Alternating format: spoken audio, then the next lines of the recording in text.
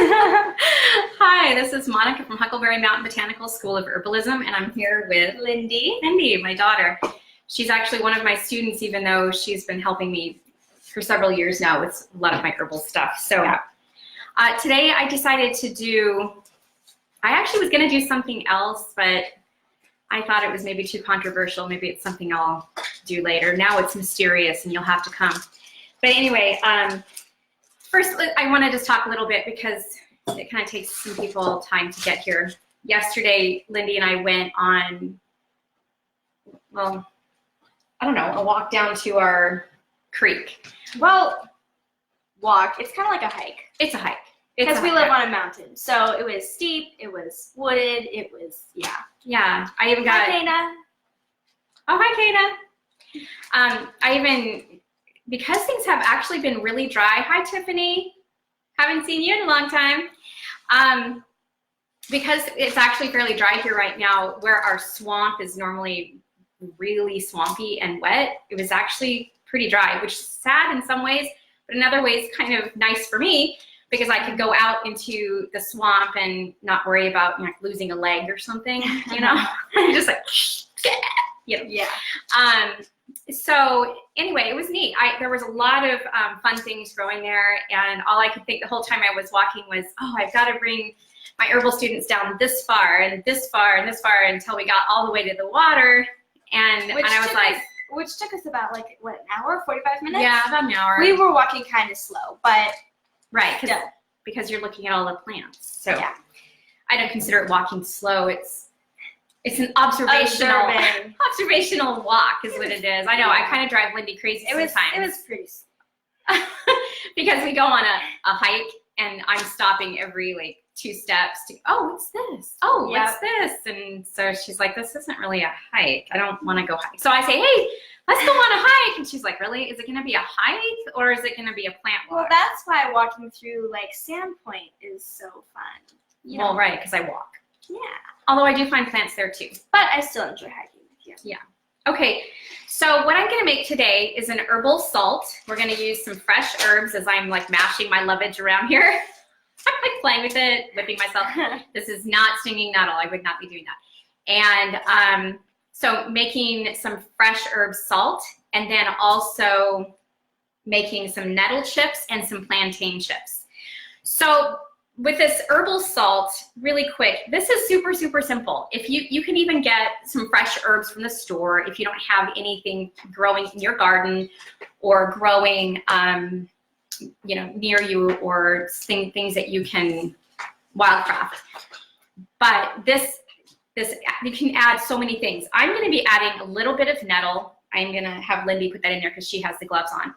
A little bit of nettle, some lovage, which if you have not tasted lovage, it is, honestly, it tastes like celery. It really does. It tastes like celery tops.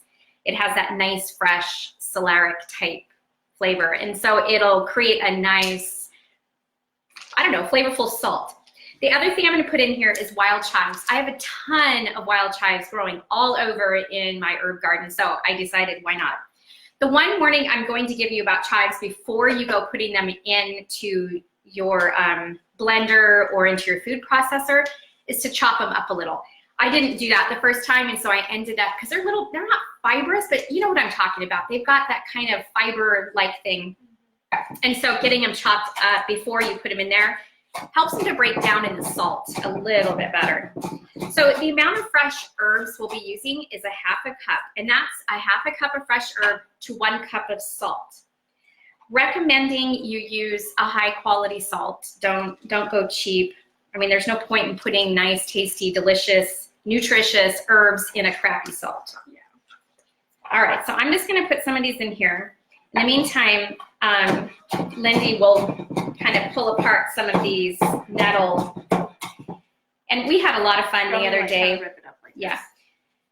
With my students, we made some nettle chips. We went out and wildcrafted a bunch of them from my pile down there. I have some in my garden too, and these are actually from my garden today. Speaking of that, while I was harvesting these, I discovered that I was standing on an anthill, and yes, my foot was covered in ants. She claimed it was her worst nightmare, which if that's her worst nightmare, then well, maybe not my worst nightmare. That's not a pretty bad. It's not that bad. Well, it's pretty bad. And being covered in ants. Like, I swear, ever since I saw that, what was it, Indiana Jones movie, when I was like 8, where that is there person. ants? Yeah, well, there's those gigantic ants. You know, like, does anybody know? Was what that a spider? No. No, were they Am I thinking of spiders? something else? No, there were like big giant ants, and they dragged this guy. Like, they covered him up, but they were big, and then they dragged him into their hole. Okay. Wow. I remember it very, It's intense. very vividly. Okay. Yeah. All right. So Yeah. I'm not going to pack it too much. So I've got my half a cup of my fresh herb, and I'm going to go ahead and put it in here. And then add 1 cup of, like I said, use decent salt. I have this nice pink Himalayan salt. All right. Last time I made this, I used my blender. So I'm using the food processor this time. We'll see how it goes. It's going to be kind of loud.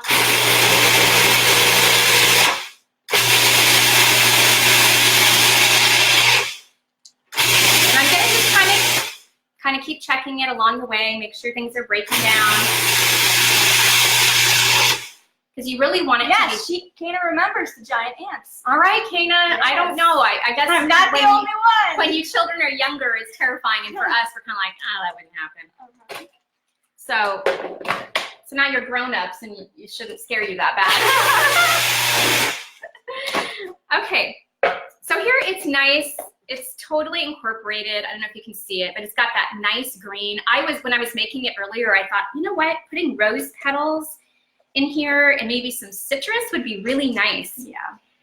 Okay, at this point, you want to lay out some parchment and then lay it out and let it dry for a few hours. It should be completely dry. If you find that there's a lot of chunks in there, you can put it back in the food processor and process it a little more, because now you'll be dealing with dry herbs instead. This is stuff that we did A few hours ago. And there are some chunks. See, it's nice and powdered, or like just regular salt, not stuck together. Right. So you can easily sprinkle it.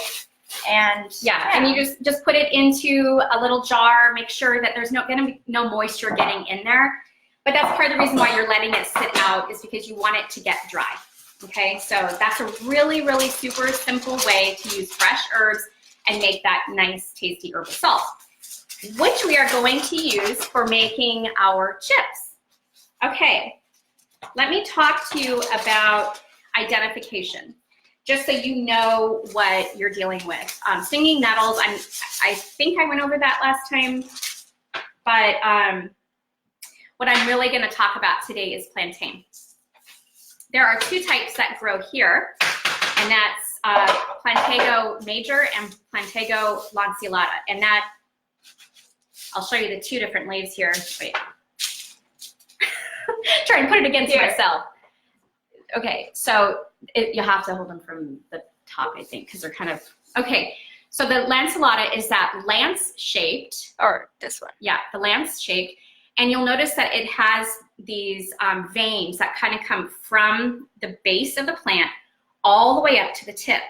They do have other veins that come across as well, but the ones you can really see are those long strips from the base. As they mature, they will get a lot more fibrous. And so it's interesting when you try to pull like a leaf off of that fiber, or a leaf off, the fiber will just, hey Cheryl, I see you. Hello. So it'll be like, you'll pull it and you'll see strings either left behind or coming out with it. So it is better to get it when they're immature if you're going to use it for food, which is what we're going to do today. I don't want to be eating fibrous chips. The major there is just fatter, and it has that same ribbing, that same vein that comes from the base all the way to the top. And that's one of the best ways you can identify plantain. Okay, we can be done now. And also with plantain, once it starts going and growing a stalk, you'll see that these long, slender stalks, and at the top, these little, I don't know, I'm trying to think of a descriptive name for them. They kind of look like a fat Q-tip at the top. The lanceolata has a shorter one, and they're actually edible as well. And then the major is a little bit longer and a little bit more sparse. Some people eat it like a little, mini corn on the cob or something.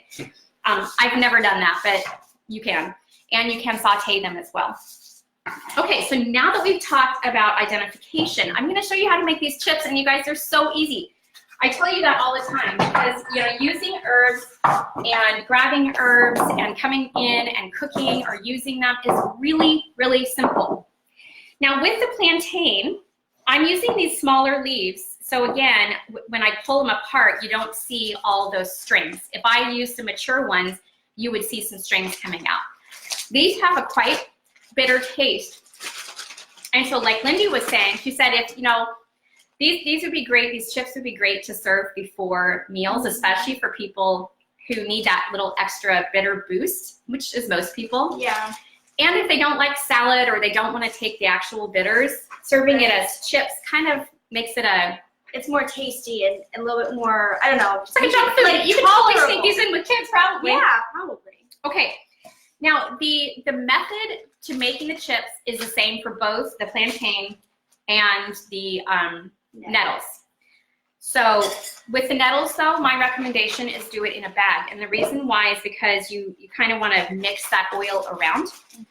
And it is a lot tougher because now you're dealing with sting, and you don't want to have your gloves covered in oil. Plus, if you just kind of like massage it, the neutralizing juices from inside the nettle will come out, and it won't be able to sting you anymore. So yeah, and it smashes the stingers. It Exactly. makes it so they're not active anymore. Also, when you cook nettle, it's going to deactivate that sting, so you don't have to worry about it. One of my herbal students was actually afraid to try the nettle chips because, you know, it's got a sting, and she didn't want that sting in her mouth, but she was like, oh, I don't have a sting.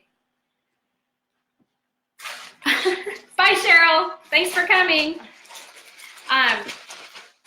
So anyway, when you have it, it doesn't need that much oil, and I actually put too much oil on these plantain leaves. But once you have the oil on there, you want to lay them on a baking sheet, single layer. You don't want them touching because they're not going to get that nice crispiness that you want for a chip. The one thing about the plantain is they're a little bit thicker, so they're a little more substantive, I think. Whereas the nettle chips, they're almost they melt in your melt. mouth. Yeah, they it's just like melt. I personally prefer the nettle chips because they're just so melty. Yeah. And the other thing about the nettle chips is that they're very green tasting, but they don't have that bitterness that the plantain will have. I think it's a good combination, serving both the plantain and the nettle chips together. So anyway, I'm laying these out, like you can see, on a single layer. And then I'm going to have Lindy go ahead and lay out the nettle chips. And I'm not going to have you guys sit through this entire thing while we're waiting. It only takes between 10 and 20 minutes, depending on your oven and depending on, you know, how thick your plants are and things, to get to that kind of crisp stage. I'm going to show you, though, in how they're done because we made some earlier. While Lindy's laying that out, I'll show you. Okay, so here are the finished chips. And they really are just crunchy. Listen. Crisp crunch. And then our nettles, our nettle chips are just, you're just melting in your mouth. They're so good. They really are. And we put the herb salt on top. So you just lay them out in a single layer, and then you'll just sprinkle some salt on there. Don't put a lot, because they are thin. If you put too much salt, it's just not, it's not good. Like I made those a little salty. Then you're just eating salt, which, yeah, we don't like that much salt. Okay, so we have these laid out. I'm gonna take my finished stuff. That's the finished stuff. Oh, this isn't finished. She switched it on me. I did. Wow, she's fast. Okay. The one thing is, if it's not completely finished, it's okay because you are putting in the oven and this will dry. So, you know, you can do both right away. Oh yeah, plantain seeds. Yeah, they're difficult to gather on our smaller ones, but the stems are really nice to eat with the seeds in them. The one that we are all used to is the Plantago psyllium, which is the psyllium husks that we have. And those have very large, very robust seed areas, and that just allows them to pull those seeds off. So that's what we're I think most familiar with when we think about the seeds. But the seeds are highly nutritious.